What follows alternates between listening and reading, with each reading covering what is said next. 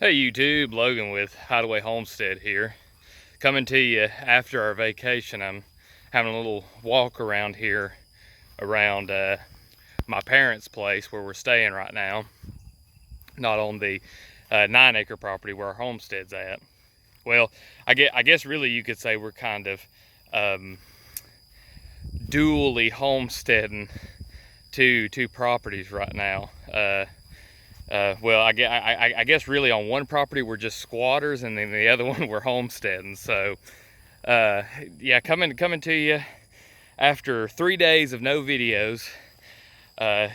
Totally my fault because I said, oh well, I'll just make some videos while I'm on vacation. Didn't do that. I went shore or surf fishing on the beach and thought I could make some videos of that, and I went to a little park and I was going to do it. But you take two toddlers on a vacation and you realize real quick that there's not really a whole lot of time to do anything. And so I was coming out here to walk around amongst the plants and check on everything. Looked at all the animals, made sure they were okay. And I wanted to talk to y'all today about a subject that I think is extremely important if you're thinking about homesteading, and that is that you really need to think about what you're going to do if you go on vacation.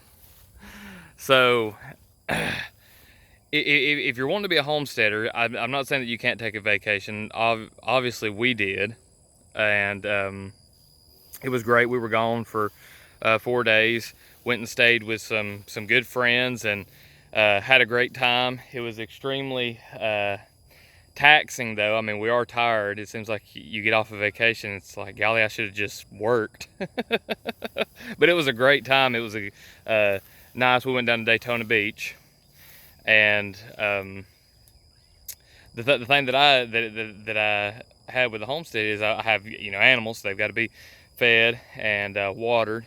Stuff's got to be checked on.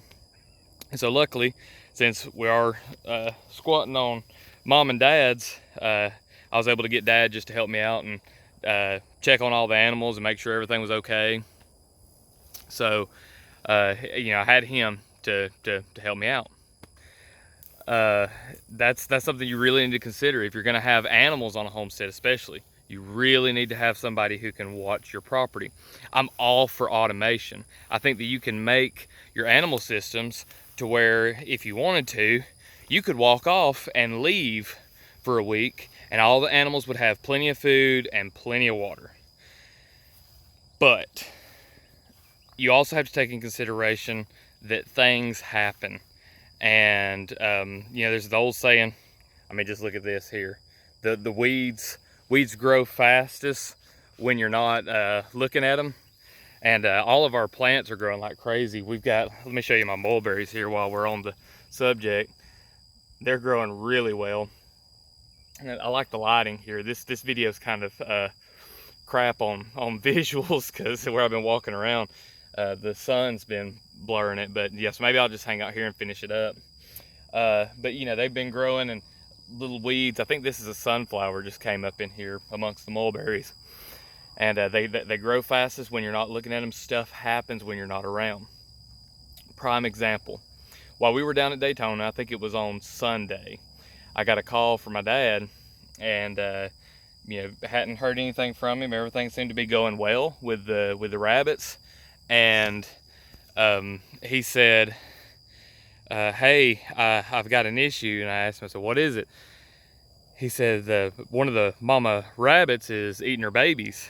And I thought, eating her babies? We don't have any that have really young babies. So these were like fully fledged out. They got all their fur and everything, and they're getting eaten by their mom.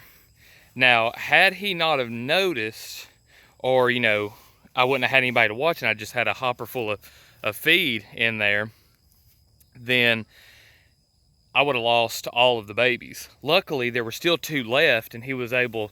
I told him, I said, take him down there to the other mother that's got the rabbits around the same age, and she was able to adopt them. So we were able to save 2 rabbits because of that. The reason why she was eating them that late, have no idea. But you know, it is summertime. I bred them just a little bit late. I was going to try to make sure that during the heat of summer I didn't breed them, just to keep from having any problems, keep them from getting too bad stress. So they definitely won't be getting bred back until you know, the most of the heat has passed. That's something really to think about, is, you know, having somebody there to watch your property. Now, that being said, if you're not into keeping animals and you just want to keep, you know, like a garden, or you want to grow trees, fruit trees, or have a nursery, anything to do with plants, mushrooms, and some animals too. Like, I mean, there are certain things like aquaculture, any kind of ponds and stuff, as long as it's not a small, intricate system with pumps and so that can go out, power failures. If it's like an established pond, you can just go off and leave that. There are animal systems that you can have too that are more passive, and you don't really have to be there with them. But that's something to think about when you go on vacation, is having somebody to be around. And automation, make it easy for your for the people babysitting your homestead.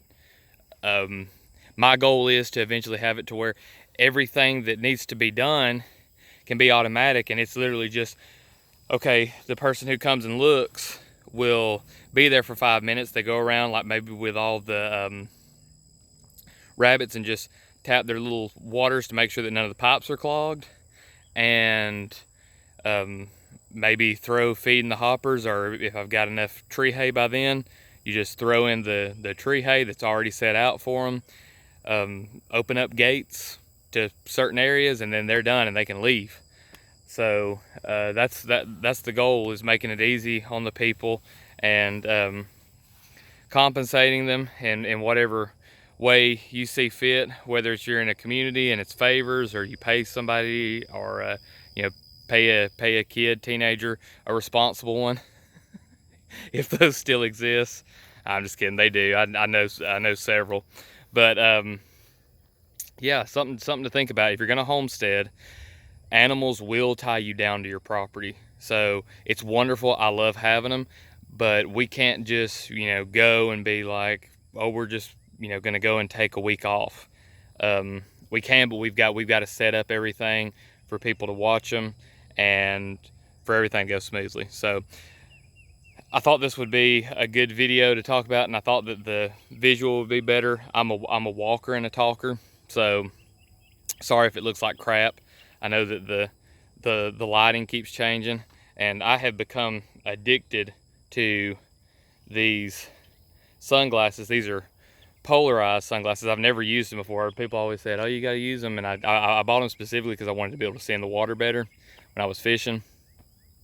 And yeah, I've gotten addicted to it. It's almost like having a blue light filter, and I probably need to quit, because I don't want to get too dependent on them, because I don't know if you can tell, but I've already got some rings around my eyes. There's some tan lines from being on the beach. But anyway, enough rambling.